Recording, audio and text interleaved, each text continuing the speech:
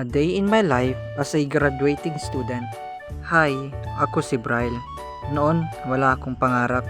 Ngayon na lang nung gagraduate na. Hindi ako tamad. Hindi rin ganong kasipag. Yung sakto lang. Kaya tara, samahan nyo akong lakbayin ang lesson plan ng aking buhay. Yun na nga, nakikita nyo naman, nagpapasayang ako sa mga kaklase ko. Kasi maghihiwa-hiwalay na kami ng landas. Tuwang-tuwa nga sila dyan kasi daw di na nila makikita yung classmate nilang bully pagdating sa height. Mukha daw kasi akong 7-footer.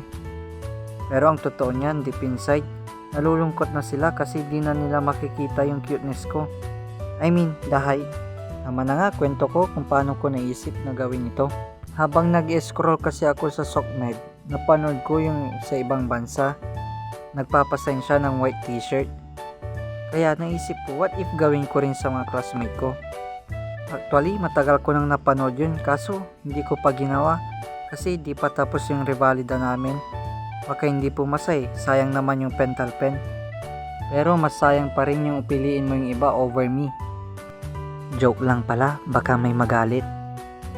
Tanong ng mga classmate ko, para saan naman to? E di sagot ko, para once na sumikat na kayo, hindi na ako pipila para magpa-autograph. Malay natin yung isa maging presidente, or susunod kay Coco Martin, or maging Manny Pacquiao. Baka naman susunod na Miss Universe, di ba? Kidding aside, wala po talagang madali sa pagiging kolehiyo. Kailangan pinaghihirapan lahat. Kailangan nating doblehin yung sipag. Oh, narinig mo. Doblehin ang sipag, hindi yung jowa. Tanggalin na po natin yung manyana habit sa pagiging kolehiyo. Hindi po yun obra dito, hindi tulad sa high school. Naalala ko tuloy one time, nung during internship namin, may nagtanong sa akin na parang third year student ata. Sabi niya, "Sir, mahirap po ba maging fourth year? Yung sa internship?" Opo, mahirap talaga, lalo na kapag alam mo namang ginawa mo yung best mo. Pero, pa rin ikaw yung pinili. Ay, si OA talaga. Saka share ko lang, meron akong konting pagsisisi ngayong graduating na ako. Kasi alam ko naman pala sa sarili ko na kaya kong magkaroon ng mataas na grado. Kaso, hindi ko sineryoso kasi yung online class. Alam niyo yun, patulog-tulog lang.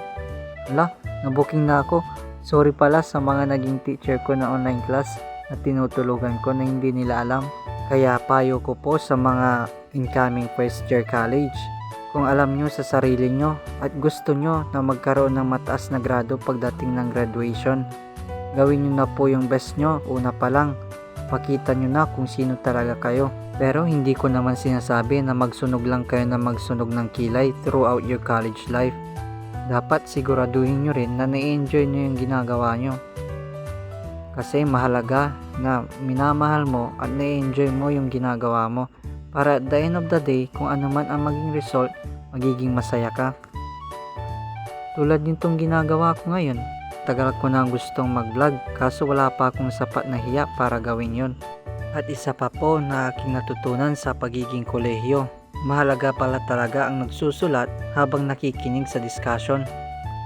Noon kasi ayaw na ayaw ko yung sulat ng sulat, pero ngayon na-appreciate ko na yung magsusulat habang nakikinig sa discussion. Ayon kasi sa pag-aaral ni Edgar Dale, key yung chance na mariretain sa ating utak kung ano man yung dinidiscuss habang tayo ay nagsusulat. Sa mga kapwa ko edu student dyan, alam kong gets na gets nyo ko at kilalang kilala nyo si Edgar Dale. Shoutout nga pala kay Sir Dexter, siya yung nagturo sa amin yan. At bago ko nga tapusin yung video na to, gusto kong pasalamatan yung mga pumirma sa damit ko. Sa mga kaklase ko, mga estudyante ko, mga kaibigan ko sa college at mga instructor ko, maraming salamat po. Sa mga hindi ko naman napasign, pasensya na po, huwag kayong mag-alala, nakatatak naman kayo sa puso ko. At siya nga pala, abangan nyo kung anong gagawin ko dito.